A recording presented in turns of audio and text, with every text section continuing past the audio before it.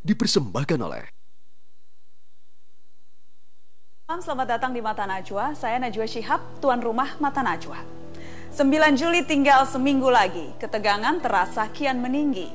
Kampanye memasuki hari-hari terakhir, tim sukses tambah keras berpikir. Satu sama lain saling mengawasi, gerak-gerik makin fokus di daerah kunci. Propaganda bertambah masif, tak peduli isinya negatif atau positif. Ketika waktu sudah sedemikian sempit, apakah akal sehat juga makin terhimpit? Inilah Mata Najwa. Pilih siapa? Prabowo atau Jokowi?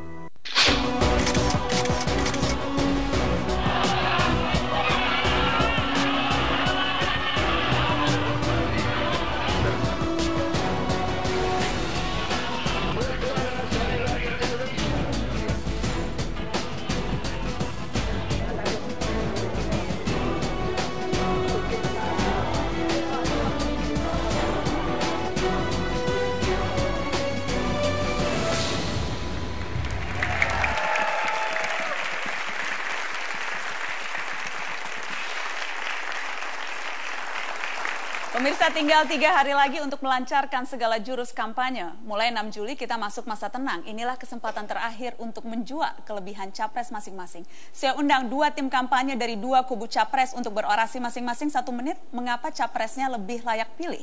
Diawali dengan Ali Mohtar Ngabalin dari kubu Prabowo Subianto. Kita berikan sambutan. Prabowo! Prabowo! Prabowo! Bang Ali, waktu Anda 1 menit, mengapa orang harus memilih jagoan Anda? Najwa, terima kasih. Para narasumber hadirin di studio dan pemirsa serta seluruh rakyat Indonesia dimanapun Anda berada. Terimalah salam kebangkitan Indonesia. Selamat malam. Assalamualaikum warahmatullahi wabarakatuh. Waalaikumsalam. Hanya satu alasan paling mendasar. Alasan itu tidak ada lain kecuali orang bertanya, kenapa saya berada di Prabowo? Kenapa orang memilih Prabowo dan Hatta Rajasa? Tidak ada lain kecuali adalah alasan dari sebuah ideologi dan kemaslahatan Negara Kesatuan Republik Indonesia. Itu sebabnya Republik ini harus aman dari gangguan dan ancaman di luar negeri, dalam negeri. Kemudian Republik ini tidak boleh dilecehkan oleh kekuatan siapapun termasuk negara apapun. Even dia adalah Amerika sekalipun. Waktunya tidak boleh terganggu. Habis. Yang Bang kedua, Ali, waktunya sudah habis. Hanya 60 detik. 60 detik. 60 detik. Silahkan duduk di samping Sip. saya. Kita berikan sambutan tepuk tangan. Ali Mohtar Ngabalin. Bang Ali boleh di sebelah sini? Oke, tenang. Itu kita sudah dengarkan orasi 60 detik dari Ali Mohtar Ngabalin, politisi Golkar. Saya akan panggil dari kubu Jokowi JK, Hovifah Indar Parawansa.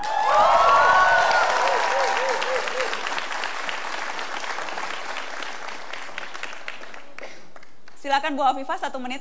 Ya, Assalamualaikum warahmatullahi wabarakatuh.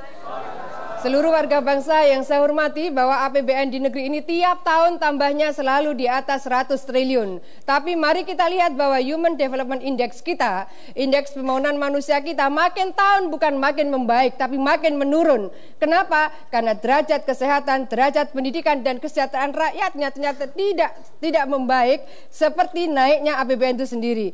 Maka Jokowi JK menyiapkan Kartu Indonesia Sehat dan Kartu Indonesia Pintar. Harapannya adalah buruh, nelayan, para tentara, para polisi, para guru, anak-anaknya akan disekolahkan dengan baik, pintar, sehat, dan keluarganya sejahtera. Oleh karena itu, Kartu Indonesia Sehat dan Pintar ini akan menjadi bagian dari harapan seluruh warga bangsa di negeri ini, agar hidupnya sejahtera, anaknya pintar, anaknya sehat. Suatu saat mereka boleh berharap menjadi dokter, suatu saat mereka boleh berharap menjadi profesor, jadi jenderal. Waktunya 60 detik. Mari silakan bergabung. Iya, mantap. Mantap. Anda sendiri mengakui mantap, Bang Ali? Mantap, cuma terlalu cepat saya punya detiknya. Semuanya sama. Oke, semuanya mantap. sama, 60 detik. Tidak ada yang dimanipulasi. Oke. Baik, tadi Bang Ali sudah mulai Sambil dengan orasi. minum boleh? Sambil diminum, Okay. silakan. Sudah berbuka puasa, jadi sudah boleh. Tadi sudah memulai dengan mengapa masing-masing. pertanyaannya sekarang saya balik. Kalau tadi mengapa memilih Prabowo, kalau sekarang mengapa Anda tidak mau memilih Jokowi? Apa urusannya dengan Jokowi bagi saya? Nggak ada penting. Tidak penting? Tidak penting. Karena memilih itu adalah persoalan rasa. Orang memilih presiden Indonesia ini bukan memilih satu di kota atau kabupaten. Enggak, Najwa. Republik Indonesia terlalu luas. Enggak bisa, mesti orang kuat. Orang yang disegani. Baru benar. Dan itu Anda lihat tidak ada di Jokowi? Ada di Prabowo Subianto.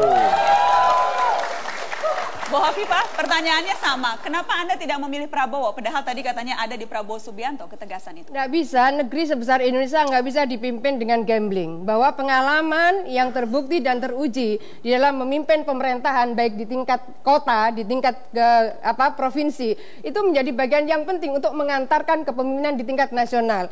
Bagaimana kemudian kita mau mempertaruhkan bangsa ini kepada seorang yang belum memiliki track record di dalam kepemimpinan pemerintahan birokrasi sipil? Bang Ali, apa track record Prabowo yang bisa kemudian dijelaskan dan menjadi bukti? Tidak saja di Indonesia, Najwa, Bu Hovifah. Tidak ada saja di Indonesia. Seluruh dunia mengakui bahwa organisasi yang memiliki kemampuan manajemen dengan bagus, menyiapkan leadership yang bagus, itu adalah organisasi militer. Dan di Republik ini, latar belakang Jenderal Purnawirawan Prabowo Subianto itu tentara. Siapa yang bilang bahwa mantan Danjen Kopassus itu tidak punya track record?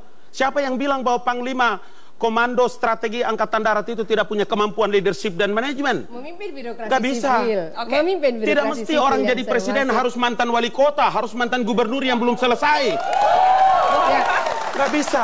Ya, saya rasa kita mesti melihat bahwa ada persoalan-persoalan kepemimpinan pemerintahan yang itu tidak bisa dibalik begitu saja dari kepemimpinan sipil, dari kepemimpinan militer, lalu kemudian dia harus menjadi pemimpin yang punya komunikasi dengan yudikatif, punya komunikasi dengan eksekutif tingkat lokal, tingkat regional, dan punya komunikasi dengan legislatif dengan baik. Nah, kepemimpinan yang sudah diuji dan dibuktikan dari kepemimpinan di tingkat lokal, di tingkat regional, sampai kemudian naik pada tingkat nasional, ini kan sebenarnya tinggal naik tangga saja, sehingga kita tidak gambling gitu, bahwa negeri sebesar Indonesia dengan kekayaan yang luar biasa ini memang harus dipimpin oleh orang yang sudah teruji dan terbukti. Oke, baik. Bang Ali, Bu Hovifah, itu tadi dari versi masing-masing. Saya ingin kita bicara soal yang dirasa cukup mengganggu kalau kita bicara kampanye selama hampir 1 bulan ini, yaitu kampanye hitam. Soal kampanye hitam, kubu mana yang paling banyak diserang oleh kampanye hitam? Apakah kubu Jokowi atau kubu Prabowo? Bu Hovifah? Ya, saya melihat bahwa sebelum Pak Yusuf Kalla diputuskan menjadi wakil presiden bersama Pak Jokowi, itu yang namanya obor rakyat sudah keliling se-Indonesia. Itu isinya fully 100% fitnah. Itulah black campaign. Saya menyebut kalau kita itu confident dengan kandidat yang kita usung, ayo kita promote keunggulan kompetitif dan keunggulan komparatif. Jangan kemudian tebar fitnah. Terlalu mahal negeri ini kalau integrasi bangsa kemudian harus dibelah-belah, disayat-sayat karena keinginan menang dengan menghalalkan segala cara. Jadi jawabannya kubu Jokowi yang lebih banyak, karena saya ingin klarifikasi ke kubu karena Prabowo. Ini terbukti. Karena ini terbukti gitu. Ya. Silakan Bang Ali. Yang pasti kami ini tidak panik. Kami tidak panik mau dibilang Prabowo itu penculik, mau dibilang Prabowo itu nggak punya istri. Saya datang ke Batam, pendeta-pendeta menyebutkan bahwa kalau Prabowo itu menang, kemudian ada etnis tertentu diusir, nanti rumah-rumah ibadat tertentu dibongkar dan lain. Kami pun tidak panik, karena kami yakin bahwa ini adalah pertarungan yang bagus, dan Prabowo Subianto serta Hatta Rajasa memesan santai, kalem, God never lie, God never sleep, Tuhan tidak tidur, Tuhan tahu bahwa insya Allah kita akan menang. Jadi kubu Prabowo juga merasa sama banyak ya diserang oleh kampanye hitam. Kalau saya bawa datang buku Black Campaign di atas meja ini, meja Najwa ini tidak muat. Tentang Prabowo mengkapitalisasikan Islam, tentang Prabowo membayar dan menggadaikan semua. Tapi kami tidak pusing dengan itu semua. Kami yakin dengan jalan kami. Ihdinas siratal mustaqim. Bang Ali, kalau begitu mari sekarang kita pilah-pilah. Mana kampanye hitam, mana kampanye negatif. Karena itu kan tentunya dua hal yang berbeda. Saya ingat Anda juga pernah bilang itu. Obor rakyat, saya balik bertanya ke Anda. Obor rakyat itu kampanye hitam atau kampanye negatif? Mau kampanye hitam ke kampanye putih ke negatif wala kampanye positif ya Syarifah, Nahna nggak ada urusan. Anda itu pertanyaan, apakah Anda merasa itu kampanye hitam? Sampai sekarang saya belum tahu yang mana obor rakyat itu. Saya yang mana tabloidnya? Coba perlihatkan ke saya. Pasti kita ngelus dada lah ya. Kalau kemudian seorang tim lalu kemudian tidak tahu sesuatu yang sangat menggemparkan negeri ini karena isinya memfitnah. Jadi artinya, ayolah bersama-sama kita mencoba berbenah bahwa ternyata ada sebuah tabloid yang secara sistemik diterbitkan. Satu pesantren bisa dikirim satu mobil box, lalu hebohlah di berbagai media. Lalu seorang Pak Muhtar Ngabalin belum tahu, ini kan tragis menurut saya. Baik. Kita akan break. Kita akan kembali tetap di Mata Najwa. Pilih siapa? Prabowo atau Jokowi? Sesaat lagi.